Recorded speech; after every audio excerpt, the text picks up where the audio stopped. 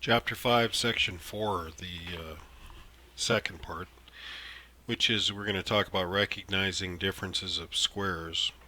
And again, they're going to go through, they don't do much talking about how the multiplication happens, uh, other than, there's going to be a pattern we look for, those kinds of things. Now, I'm going to talk about the kind of the history of factoring on through here. First is always the rule is to look for a common factor. Look for the simplest type of factoring you can do first. Then we're going to look for patterns. And we went through the trinomial stuff the most, and in reality we're going to look at some things that are really are trinomials in a sense by degree, and the different types of terms we have and so on. There's just has a zero coefficient, which happens when we have difference of square types of multiplications. And again, they start out here, says, well, here's what we check for. If there are two expressions, or two terms in a sense, if they're both squared things and there's a subtraction of it, this is when we probably deal with leaving the subtraction out of this, or don't think of that last term as something negative. So I'll disregard the minus symbol and look at the terms to see if they are perfect squares. And that's really all there is to this, and it's a very fast, easy way to factor, and probably one of the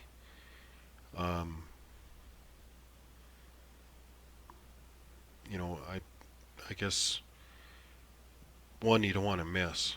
In fact, so if I was going to go through, and we'll go through all the strategies again probably several times, but so I look for a common factor.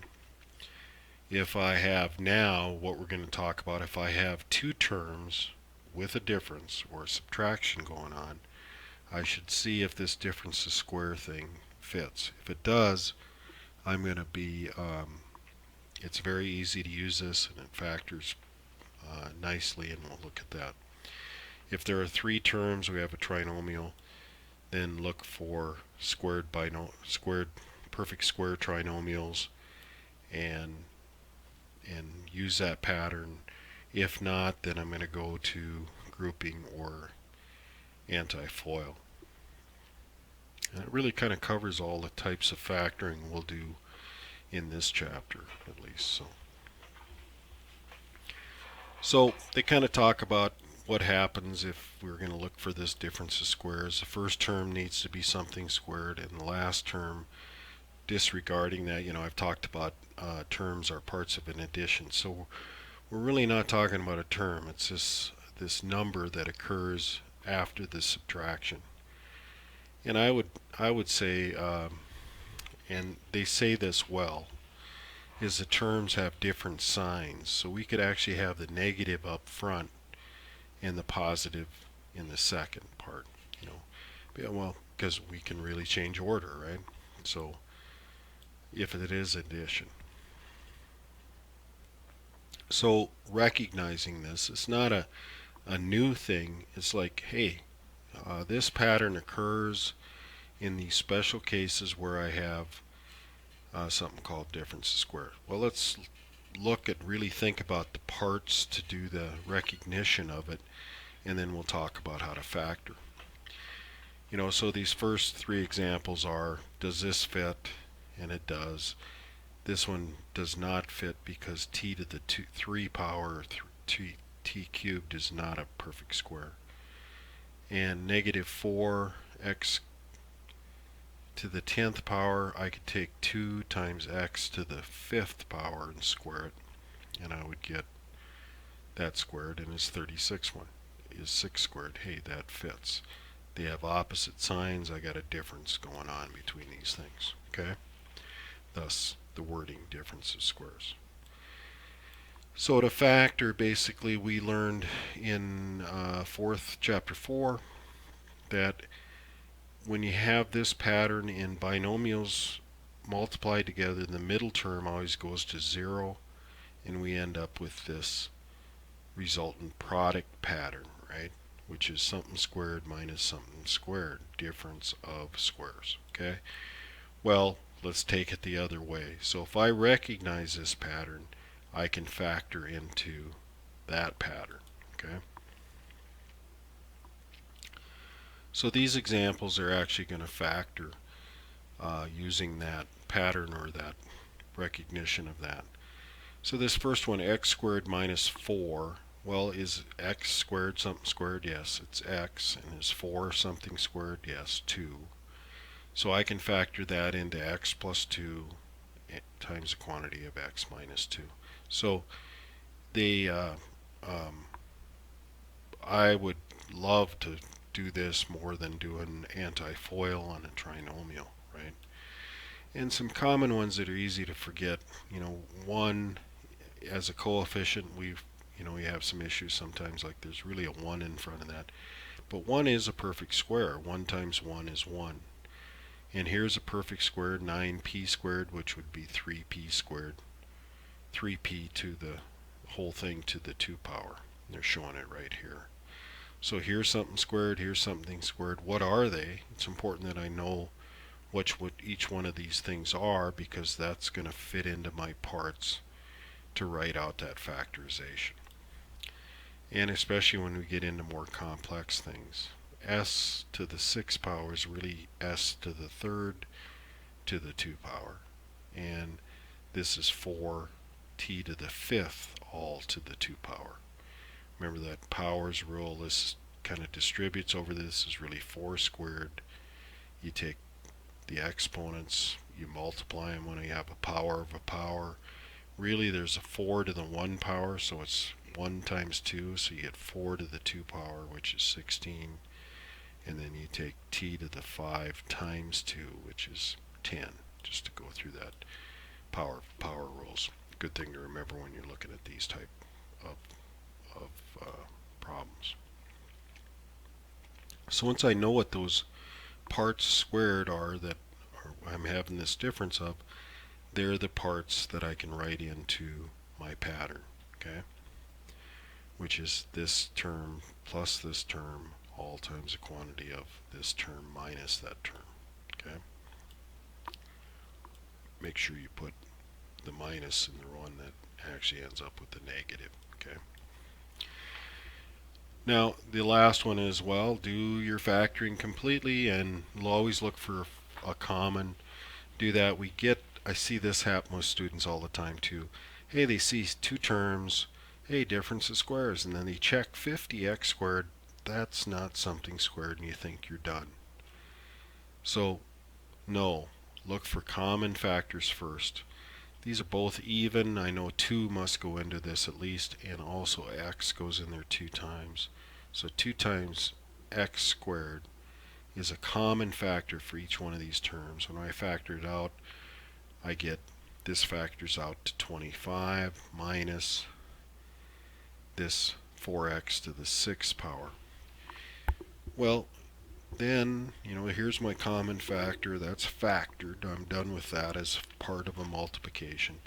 But I have this subtraction to deal with right here. Well, is this something squared? Yes. Is this something squared? Yes. Hey, there's a difference between them. So I have a difference of square thing, so I can take this term plus this term times this term minus this term. And I do that. And then I still check. I go like, is there anything else I can factor? If not, then I multiply. Don't forget your common factor. Multiply it back out and make sure I get to the original expression.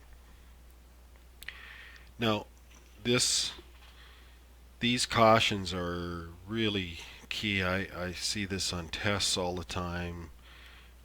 We start thinking that we can shortcut this. Wouldn't it be nice? It sure be easy if we could just take a squared minus b squared and say it's a minus b squared, right? I don't know if it's nice or not. But this, if I actually check this, this is really a different pattern, which is they're noting that that's that perfect squared trinomial stuff. And That's not true here. So be careful. Don't mix these things up. That's what happens as we build more and more pattern recognition strategies that we're talking about. They do build up. It's not any big deal if you meet two people to remember their names, but if you meet 30 in that one day, it's going to be tougher, right? So we are building up some things. So think about the pattern recognition while you're doing your homework. Apply it. Put names to it so it makes sense if you have to look at the book or get help from me or any other resources. We're going to try to use the language that is consistent to do this. So this is difference of squares. We're talking about perfect squared trinomials. We talked about antifoil, grouping, factoring by grouping, those kinds of things. Not necessarily that that's some big magical words that they defined 1,000 years ago when algebra started. It's really just to help us remember how to factor more completely. So they do give us this, make sure you completely factor, because this happens too. Is that we might, hey, I recognize this is difference of squares. So I write that out and I get y squared plus 4 times the quantity y squared minus 4, and you go, hey, I found my difference of squares. Well, check these things. Can I factor this anymore? Well, there's no common factors. I didn't miss any common factors. That's probably going to stay. Well, is this something squared and is this something squared? Yes. Hey, I have another difference of squares that I can factor. So if you gave this as an answer, you'd only get partial credit, or in your homework you'll get it all wrong. I usually go through the quizzes and tests and try to give some partial credit for these kind of halfway answers. But getting 50% on a question, if you continue to do that, you're not going to do very well. So make sure you completely factor, get the whole credit for what you're doing, or finish the problem. So we keep checking as we're going down. It's kind of like when we did factorization trees, same thing. You change it into multiplication of two numbers, like 50 is 5 times 10, and you go, well, is 5 fully factored? And you say, yes, it's prime, it's just 1 and 5. But what about 10? No, I'm not done, am I? So I can factor 2 and 5 out of the 10 is 2 times 5. Now they're all prime, and that's a good thing to think about here. This part is not prime. Prime means it has exactly 2 factors, which would be 1 in itself. Well, that's 2 of them, but there are other factors or parts of a multiplication that I can multiply together and get this right here. So it's not prime. So I can factor it more and stuff. And that's what they're really pointing out in that example. And caution again, that pretty much same caution, that I can't treat these things as different patterns. Make sure you don't confuse your patterns. This is not true. If I actually squared this, I'm not going to get this. Okay? Same thing here. Well, as we proceed through the exercise, here are some suggestions. I kind of like that they're talking suggestions now.